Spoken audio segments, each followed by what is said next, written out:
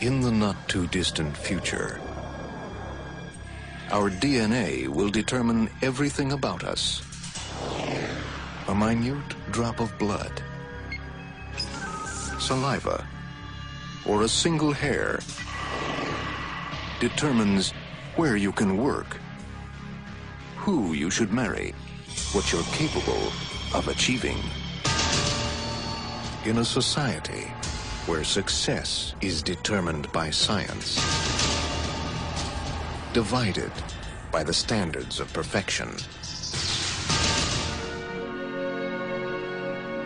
Welcome to Gattaca. Bonjour aux 7e conférence ciné-débat de la Maison de la Médecine et de la Culture. Je vais démarrer tout de suite avec Madame Véronique Pakis qui va nous présenter cette séance un peu particulière. Madame Pakis, qui est professeure de génétique médicale, d'une part, et d'autre part, qui est adjointe auprès du maire de Nice en matière d'enseignement supérieur et de recherche. Écoutez, je suis ravie de vous accueillir dans cet amphithéâtre du CHU de Nice, en remerciant donc le CHU, puisque on est ici à l'hôpital, pour cette séance qui est, je pense, extrêmement intéressante. Alors, vous savez, je pense que dans les 30 dernières années, les deux spécialités qui ont le plus fait avancer la médecine sont d'une part l'imagerie. Tous les progrès qui ont été faits en radiologie sont absolument fantastiques. Et la deuxième spécialité qui a été vraiment majeure dans ces 30 dernières années, pour les applications médicales, c'est la génétique. Alors, on a aujourd'hui des possibilités technologiques dans le domaine de la génétique qui sont absolument fascinantes. On peut séquencer aujourd'hui le génome, on en parlera tout à l'heure, d'un individu très facilement. Et les applications dans la médecine, dans la pratique médicale aujourd'hui, sont extrêmement importantes. On va vous parler tout à l'heure de maladies rares, plus de 5000 maladies rares. Aujourd'hui encore, pour un patient sur 3, la maladie n'est pas connue, c'est-à-dire le gène n'est pas identifié. Et j'étais la semaine dernière à la Commission européenne à Bruxelles, où l'objectif est de dire qu'en 2020, tous les gènes des 5000 maladies rares auront été identifiés. Donc, qui dit identification des gènes, et le professeur Monique vous en parlera tout à l'heure, dit possibilité de diagnostic. Le diagnostic prénatal, c'est-à-dire éviter à des couples qui ont déjà eu des enfants atteints d'avoir d'autres enfants atteints. Mais ce n'est pas l'objectif principal du généticien. L'objectif principal du généticien, c'est de traiter les malades. Et donc, identifier ces gènes veut dire aussi comprendre les mécanismes à l'origine des maladies et trouver des pistes thérapeutiques pour aujourd'hui traiter ces malades. Et vous avez sûrement entendu parler de médecine personnalisée, on en parlera tout à l'heure. Donc, il faut surtout bien se rendre compte que quand on a que chaque médaille a son revers et qu'à côté de ces possibilités fantastiques pour le bien des malades et de l'humanité, il y a aussi des questions éthiques qui se posent avec l'avènement de ces technologies et aussi des problématiques de dérive possibles sur lesquelles il faut faire extrêmement attention. Un être humain ne se résume pas à ses 25 000 gènes. Et encore moins un gène défectueux qui peut être responsable d'une maladie.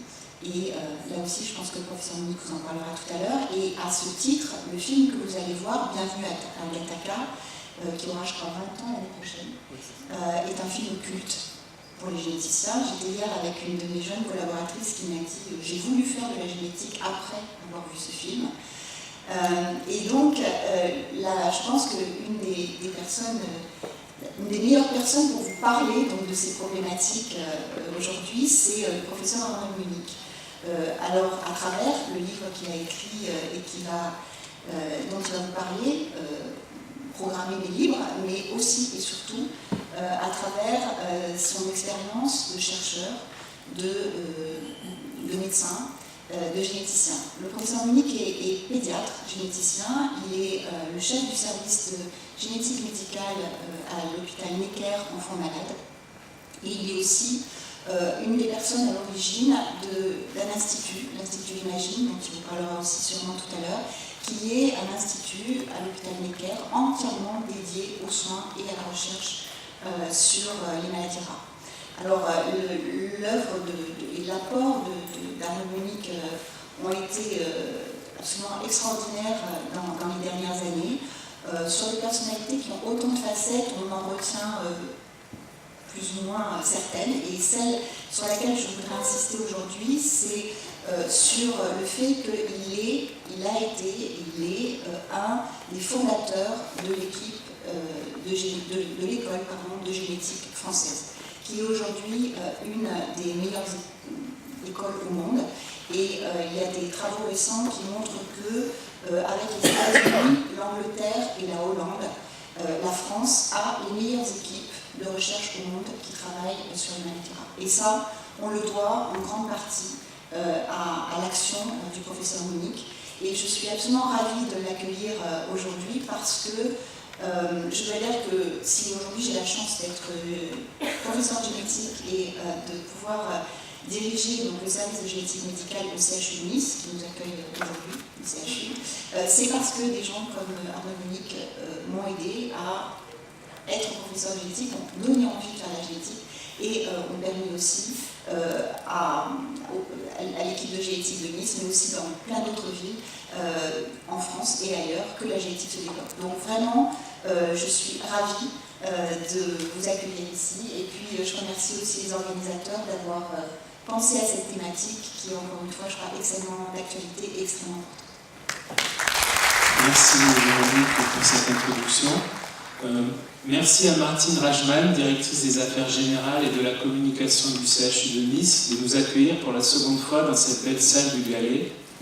Bienvenue à toutes et à tous, et merci à tous ceux qui ont choisi de partager avec nous cet après-midi le film Bienvenue à Gattaca, réalisé en 1997 par Mac Nicol, l'ouvrage Programmer mes livres du professeur Arnold Munich, et les différentes interventions seront à la source de nos questionnements sur la génétique.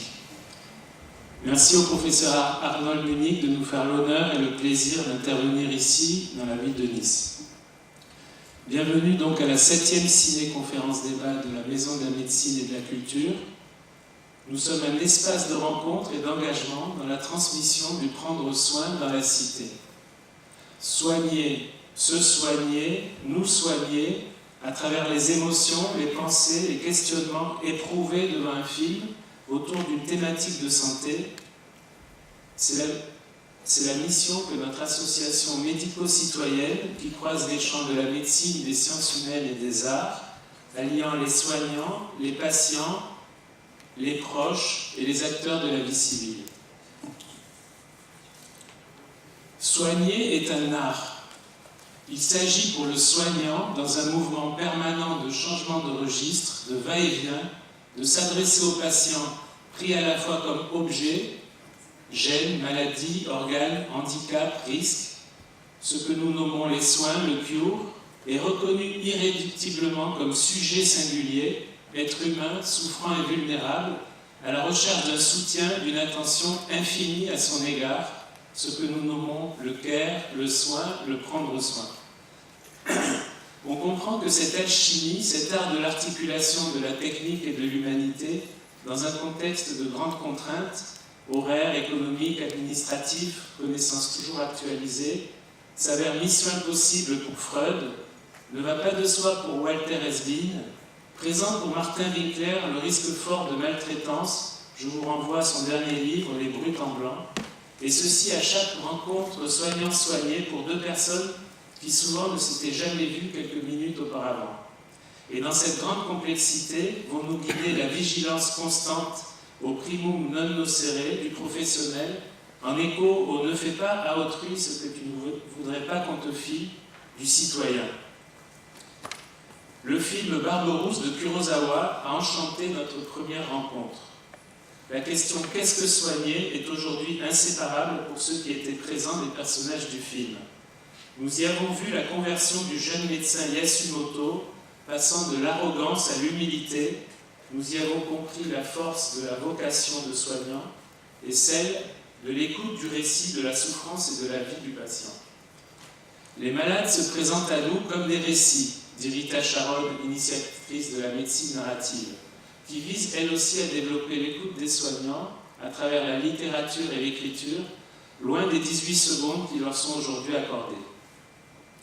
La question « Tous malades » a ouvert la seconde rencontre autour du film Knop ou le triomphe de la médecine. Chaque bien portant est un malade qui s'ignore. Et c'est à partir de cette intuition géniale de Jules Romain que les industries de santé et les laboratoires pharmaceutiques ont inventé le disease monitoring, la fabrication des malades et des maladies, conduisant à la médicalisation totale de l'existence. À cette époque, point de lanceur d'alerte, point d'éveil citoyen. Être soignant et souffrant. La maladie de Sachs a permis d'aborder la souffrance du soignant et l'intérêt des groupes BALIT d'échange entre pairs. Elle a montré la valeur de réciprocité du patient autonome médicalement soutenu, à la fois pour le patient et le soignant. Un monde sans humain a permis de réfléchir à l'intrusion du transhumanisme et des GAFA dans tous les interstices de notre vie. Là aussi, c'est la polarité irréductible de notre exercice vers le prendre soin, quelles que soient les avancées technologiques, qui nous protégera. L'amour plus fort que l'oubli. Jean Albérière a filmé sa mère Flore, atteinte de la maladie d'Alzheimer, agonisante, surmédicamentée, revenue à la vie grâce à l'amour et l'initiative des siens, une maison ouverte à la nature et des soins continus de bien-être. Le film « C'est la vie » nous a fait plonger au cœur des soins palliatifs et fait découvrir la quintessence du prendre soin jusqu'au bout de la vie, le fait que là encore, soigner humainement soigne des deux côtés de la relation. Il faut lire La mort intime de Marie de Hennezel. À chaque film, notre regard s'est transformé. Nous n'aborderons plus de la même façon en tant que soignants ou proches formés à l'école du cinéma, un patient en fin de vie ou atteint d'une maladie d'Alzheimer. Et de nombreuses autres séances sont en projet dans notre cycle trimestriel du prendre soin dans la cité. De nombreuses questions ont surgi à la préparation de la rencontre et se croiseront avec celles des intervenants et du public. Que peut devenir notre futur si le séquençage génomique était à la disposition de tous, si nous étions réduits à nos gènes, à l'énoncé d'une maladie, l'épigénétique et notre singularité totalement niée? Comment, en tant que soignants, transmettre de façon loyale et bienveillante la complexité de nos certitudes et de nos doutes aux patients? Comment annoncer une maladie ou un risque de maladie encore incurable à une personne et à ses proches? Comment vivre avec le risque de maladie, la maladie ou un handicap dans une société de performance, de rêve d'éternité qui stigmatise la vulnérabilité et parfois même la solidarité? 3 médecins, au cœur de la recherche et au cœur de la vie, de la maladie et de la souffrance des patients et de leurs proches, ont immédiatement répondu présent à notre invitation. Professeur Arnold Munich, que Véronique a présenté, professeur Véronique Pakis, donc pédiatre et généticienne, chef du service de génétique médicale du CHU de Nice, et adjointe au maire de Nice en charge de l'enseignement supérieur, de la recherche et du développement durable. Professeur Sabrina Sacconi, neurologue, responsable du service système nerveux périphérique, muscles et SLA. 3 membres de l'association interviendront aussi. Professeur Nicole Gaggioli, directrice du laboratoire I3DL en sciences de l'éducation, analysera le film au plan narratologique.